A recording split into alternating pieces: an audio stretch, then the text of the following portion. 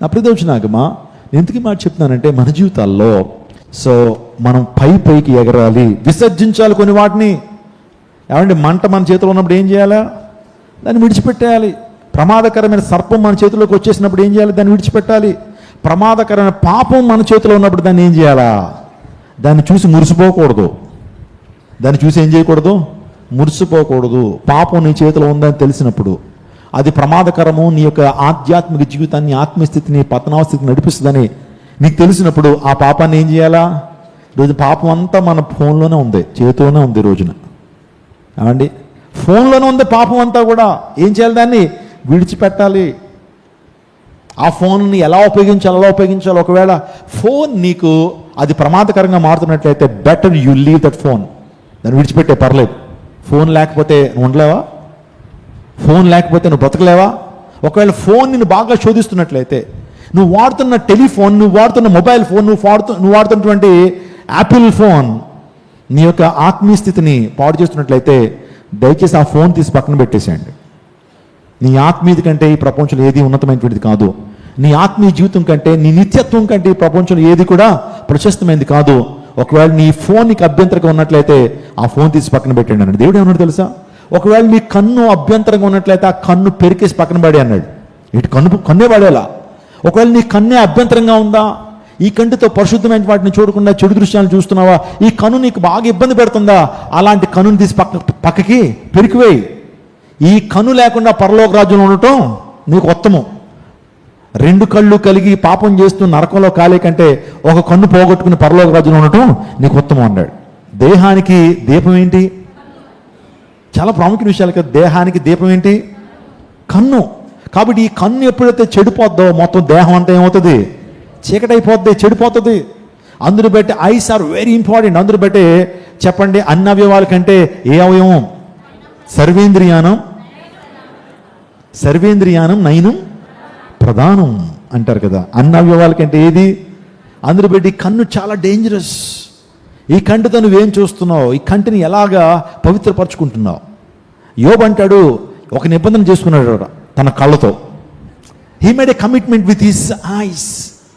నేను కన్యకను వేరే దృష్టితో ఎలా చూస్తాను, పాప సంబంధమైన దృష్టితో ఒక వ్యక్తిని ఎలా చూస్తానని చెప్పి తన కనులతో ఏం చేసుకున్నాడు? ఆయన నిబంధన చేసుకున్నాడు. అవును, మన కళ్ళతో ఒక నిబంధన చేసుకోవాలి. అయ్యా, నేను పవిత్రంగా చూడాలి. ఒక స్త్రీని నేను చూస్తున్నప్పుడు పవిత్రంగా చూడాలి. ఒక పురుషుని నేను చూస్తున్నప్పుడు పవిత్రంగా చూడాలి. పవిత్రమైన కళ్ళు నాకు ఇవ్వయ్యా. ఒకవేళ అపవిత్రపరచబడుతున్నాయా, ఈ కళ్ళు నువ్వు బాగు చేయి అని ప్రభు సన్నిధిలో ఏం చేయాలి? ప్రార్థన చేయాలి. ఎప్పుడైతే కన్ను పాడైపోద్దో మొత్తం దేహం అంతా ఏంటి? పాడైపోద్ది. అంటే ఈ కన్ను అనేది విండోస్ లాంటి. చెప్పండి, మనకి 2 విండోస్ ఉన్నాయి. ఆ విండోస్ లోపలికి ఉంటాయి. ఈ కంట్లో చూస్తున్న ప్రతిదీ కూడా మన మైండ్లోకి వెళ్తుంది. ఆ మైండ్లోకి వెళ్తున్న ప్రతిదీ కూడా మనల్ని శాసిస్తుంది, మనం ఇన్ఫ్లుయెన్స్ చేస్తుంది. ఆ తర్వాత మన కంటితో చూసేటువంటి వాటిని మనం క్రియలతో ఏం చేస్తాం? ఒక మనిషి మొదట పాపాన్ని కంటితోనే చేస్తాడు, తర్వాత శరీరంతో చేస్తాడు. అందుని బట్టి మనం కళ్ళను చాలా పవిత్రంగా ఉంచుకోవాలి. అందుని బట్టి ప్రభుని అడగాలి, అయ్యా నా కళ్ళను కడిగయ్యా, ప్రభు నా కళ్ళను పవిత్రపరచయ్యా, ప్రభు నీక ఆ ధర్మశాస్త్రంలో ఆశ్చర్యకరమైన సంగతులనే చూడాలి, అట్టి రీతిలో నా కన్నులు తెరవని ప్రతి యవ్వన బిడ్డ దేవుని స్థలం అడగాలి. ఈరోజు చాలా మంది జీవితాలు పాడైపోతున్నాయండి. 30-32 సంవత్సరాల జీవితాన్ని ముగించేసుకున్నారు. ఎందుకు తెలుసా? వారు కంటితో నిబంధన చేసుకోకపోవడం, వారి కంటితో పాపం చేసి శరీరంతో పాపం చేయడం ద్వారా జీవితం అర్ధాంతరంగా ముగించబడుతుంది. 60-70 సంవత్సరాలు 80 సంవత్సరాలు బ్రతికేటువంటి యవనస్తులు అర్ధాంతరంగా జీవితాన్ని ముగించేసుకుంటారు. ఎందుకు తెలుసా? They made some wrong decisions in their life. They make some wrong decisions. యవ్వన కాలంలోనే, ఇంకా దేవుని యొక్క కృపలో ఎదురు చూడకుండానే యవ్వన కాలంలోనే శరీరాక్షలకు లోనై పాపం చేసి వారి జీవితాన్ని వారే పతనం చేసుకుని మోసగించబడుతున్నారు చాలా మంది యవ్వన జనాంగము. ఆ మోసాన్ని తట్టుకోలేక, నేను మోసగించబడ్డ నా ఫీలింగ్ తట్టుకోలేక చాలా మంది ఆత్మహత్యలు చేసుకుంటున్నారు. వద్దు ప్రియ చెల్లి, ప్రియ తమ్ముడు, దేవుడు తగిన కాలం మందిని హెచ్చిస్తాడు, తగిన కాలం మంది మంచి జీవిత భాగస్వామిని తీసుకొస్తాడు. అప్పటి వరకు ప్రార్థనలోను దైవిక సన్నిధిలోను వాక్యమును ఎదుగు, అంతేకాని అల్లరి చిల్లర పనులు చేయొద్దు. లోకంలో తప్పటడుగులు వేయొద్దు, తప్పటడుగులు వేయొద్దు. ఏడుస్తావు, జీవితాంతం ఏడుస్తావు. తప్పుటడుగులు వేరు, తప్పటడుగులు వేరు. ఏమంటే చిన్నపిల్లలు ఏమేస్తారు చిన్నప్పుడు? తప్పుటడుగులా తప్పటడుగులా? తప్పటడుగులు వేస్తారు. మరలా కాసేపటికి కొంతకాలానికి మంచి అడుగులు వేసేస్తారు. ముందు వేసేటువంటి అడుగులు తప్పటడుగులు. కానీ తప్పుటడుగులు వేస్తారు. యవ్వన కాలంలోకి వచ్చిన తర్వాత తప్పుటడుగులు వేస్తారో ఆ తప్పుటడుగుల యొక్క పర్యవసానం చాలా భయంకరంగా ఉంటుంది. నాకు తెలుసు చాలామంది జీవితాల యొక్క పర్యవసానాలు. నా ప్రతి నాగమ పక్షిరాజులోలే ఏం చేయాలి, పైకి ఎగరాలి అంటే అది పాత అవయవాలను ఏం చేసింది, విడిచిపెట్టేసింది. పాత ముక్కుని ఏం చేసింది, విడిచిపెట్టింది. పాత చెవుని విడిచిపెట్టింది. పాత వెంట్రుకలన్నీ కూడా ఏమైపోయినాయి, ఏమండి, విడిచిపెట్టేసి దానికి ఏమొచ్చినాయి, క్రొత్త వెంట్రుకలు వచ్చినాయి, క్రొత్త ముక్కు వచ్చింది, క్రొత్త కళ్ళు వచ్చింది. నిజంగా ఒక నూతన అనుభవాన్ని పొందుకుంది. ఆ అనుభవం పేరే రూపాంతర అనుభవం. స్తోత్రం చెప్పండి. పక్షిరాజుల వలె రెక్కలు చాపి పైకి ఎగురుదురు. పక్షిరాజు యవనం వలె నీ యవనం కొత్త దొగ్గుచున్నట్లు మేలుతో హృదయాన్ని ఏం చేస్తున్నాడు, దేవుడు తృప్తి పరుచుచున్నాడు. ప్రైజ్ గాడ్, హల్లెలూయా. ఏం విడిచిపెట్టాలని దేవుడు మాట్లాడుతున్నాడు. ఏం విడిచిపెట్టాలి, మనం విడిచిపెట్టాలి అంటున్నారు. ఏం విడిచిపెట్టాలి సార్ అంటే అపోస్తలుడైన పౌలు ఎఫెసీ సంఘానికి రాస్తున్నాడు. ఎఫెసీ సంఘానికి రాస్తున్న 4వ అధ్యాయం 31వ వచనంలో పరిశుద్ధాత్మ ప్రేరణ ద్వారా చెప్తున్న మాటలు. ఏం విడిచిపెట్టాలి, సమస్తమైన ద్వేషమును, కోపము, క్రోధము, అల్లరి, దూషణ, సకలమైన దుష్టత్వమును విసర్జించుడి. చూడండి ఎన్ని విడిచిపెట్టమంటున్నాడు అక్కడ. సమస్తమైన ద్వేషం. ఒక వ్యక్తి మీద ద్వేషాన్ని కలిగి ఉన్నావంటే నీకు ఎంత బలీయమైన వాక్యం నీకు అందుతున్నా సరే ఆ ద్వేషం నుంచి నువ్వేమో ఏమవ్వో చెప్పండి, బయటకు రావు నువ్వు. సమస్తమైన ద్వేషం. ద్వేషించావంటే నిజంగా పాము పగబట్టినట్టు ద్వేషిస్తారు చాలామంది. పాము పగ అంటారు తెలుసా, మరి ఎంతవరకు అది సైంటిఫిక్ నాకు తెలియదు. పాము పగబట్టిందంటే ఏం చేస్తుంది, అది బతుకున్నప్పుడు చచ్చిపోయినా సరే ఆ దాని తలను లేపేసి ఆ తలతో కూడా కాటేసేస్తాడు. అది అంత పగ ఉంటుంది చాలామందికి. పగ విడిచిపెట్టండి. సమస్తమైన ద్వేషమును విడిచిపెట్టండి. ఎవరన్నా బాగా ద్వేషిస్తున్నావా, నీకు ఆరోగ్యం క్షీణించిపోతుందని గమనించుకో. ద్వేషం, పగ, కక్షలు పెంచుకుంటున్నావా, నీకు లిటరల్లీ ఏమవుతుందంటే పైకి మాత్రం నువ్వు ఏదో అనుకున్నావు కానీ with in your body you are losing your health. నీకు బీపీ రావడానికి, డయాబెటీస్ రావడానికి అంటే చాలా కారణాలు ఉండొచ్చు. వంశపారంపర్యంగా కొన్ని వ్యాధులు మనకు వస్తుంటాయి. కొన్ని మన స్వయంకృత అపరాధాలు. ఏమండి, మనం కుళ్ళుతో ఉంటుంటే అసూయ ఎముకలకి ఏంటంట, కుళ్ళంట. అసూయ చెందుతున్నావు అంటే ఎవరో నేను పాడు చేయనక్కర్లేదు. ఎవరి మీద అసూయ పొందుతున్నావు, అసూయ చెందుతున్నావు, ఎవరి మీద అసూయ చూపిస్తున్నావు, ఆటోమేటిక్గా నీ శరీరంలో ఆ అసూయ ఏం చేస్తుంది, ఎముకలన్నీ కూడా ఏం చేస్తుంది, బలహీనపరిచేస్తుంది. అది ఈ అసూయ ద్వారా నువ్వు నిద్రపోవే. ఎదురింటో లెవెల్లో ప్లాస్మా టీవీ కొనుక్కుంటే ఆ రోజు రాత్రి నీకేముండదు. ఫోన్లే కొనుక్కొని దేవుడు వారిని ఆశ్రదించాడు. నీ టైం వస్తుంది, నిన్ను ఆశ్రదిస్తాడు. ఒకవేళ దేవుడు ఆశ్రదించలేదు, దేవుని కోసం జీవించు. ఎదరింటోళ్ళు నీ తోడుకోళ్ళు ఏదన్నా బంగారపు ఆభరణం చేయించుకుందంటే మనలో చాలామందికి నిద్ర పట్టదు. ఆమెను ఎలాగన్నా సరే ఏం చేయాలి, ఆమె పేరును పరపతను వేరే వాళ్ళ దగ్గర పాడు చేసేయాలి. ఆమె ఎలా ఉంటుందో నాకు తెలుసు. ఊరికి నేనేస్తావు. ఇంతకీ ఆమె మంచిదే కానీ ఆమె ఏం కొనేసుకుంది, బంగారపు ఆభరణం కొనేసుకుంది. ఈరోజున అసూయ ఎంత భయంకరమైనటువంటి రోగమో తెలుసండి. నువ్వు అసూయ పడుతూ నీ ఎముకలను ఏం చేసుకున్నావు, నువ్వే పాడు చేసుకుంటున్నావు. కాబట్టి ద్వేషాన్ని ఏం చేయాలి, సమస్తమైన ద్వేషాన్ని విడిచిపెట్టారు. తర్వాత అంటాడు అల్లరి. చదువు మళ్ళీ ఒకసారి పెట్టండి బ్రదర్, మళ్ళీ ఒకసారి పెట్టండి స్క్రీన్ మీద. కోపం ఏంటది, తన కోపమే తనకు శత్రువు. ఎవరెవరో నీ శత్రువు కాదు, నీ కోపమే నీకు శత్రువు. క్రోధము, అల్లరి, దూషణ, సకల దుష్టత్వం ఏం చేయాలి. దుష్టత్వం అంటే పాపం, విడిచిపెట్టాలి.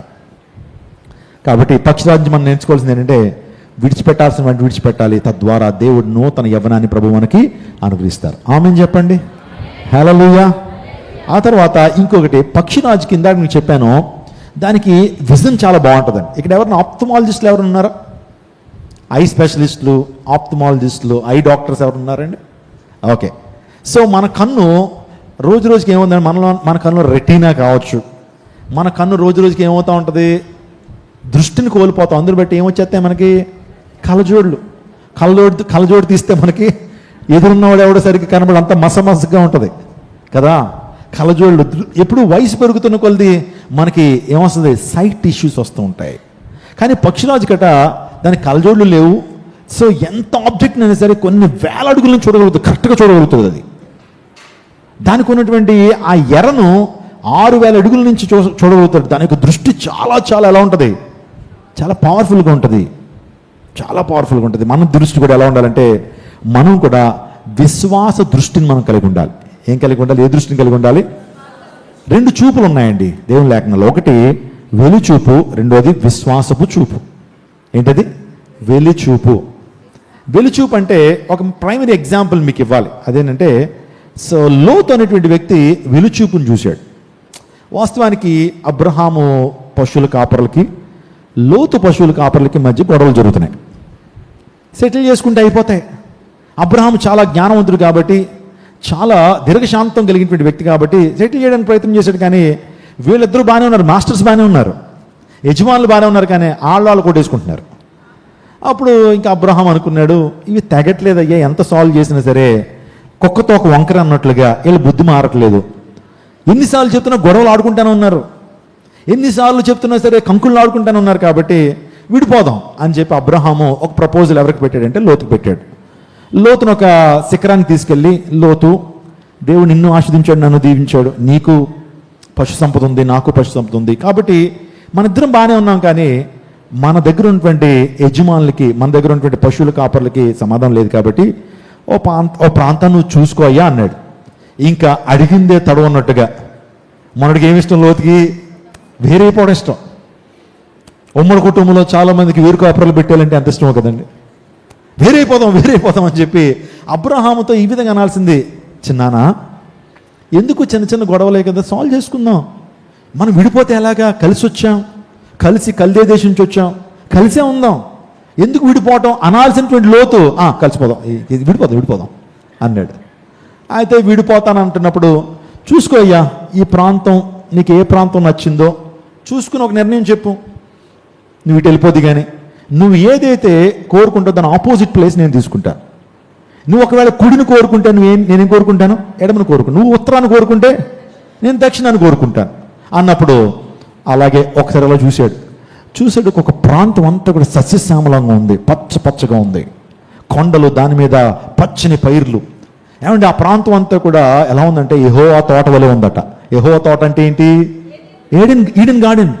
సో ఏదైనా తోట వలె ఎప్పుడైతే ఉంది, కానీ లోతు ప్రార్థన చేయాల్సిన వాడు, పెద్దనానా లేకపోతే చిన్నానా, అబ్రహామా నాకు కొంత టైం ఇయ్యి, దేవుని చిత్తాన్ని కనిపెడతాను, ఎందుకంటే మనం ప్రాంతం విడిచి వెళ్ళిపోతున్నాం కాబట్టి, నేను వేరైపోతున్నాను కాబట్టి అది దేవుని చిత్తమో కాదో నేను తెలుసుకుని చెప్తాను అనాల్సిన వాడు అనలా. వెలుచూపు చూశాడు, చూసిందే కావాలనుకోవటం. ఈరోజు చాలామంది ఈ వెలుచూపే, చూసిందే కావాలనుకోవటం, చూసిన అమ్మాయే కావాలనుకోవటం. తెల్లగా బుర్రగా ఉందండి, ఆ అమ్మాయే కావాలండి అని చేసేసుకుంటాడు.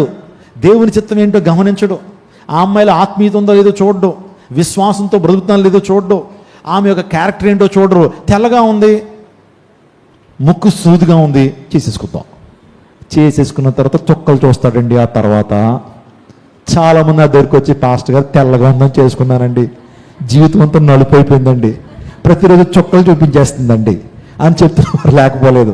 ఏంటి? వెలుచూపు కాదు జీవితం అంటే. చూసిందే కావాలనుకోవటం, చూసింది వెంటనే కావాలనుకోవటం, దాన్ని వెలుచూపు అన్నారు. కానీ నువ్వు చూడాల్సింది ఏంటి? విశ్వాసపు చూపు. అబ్రహాములో ఉందేంటి?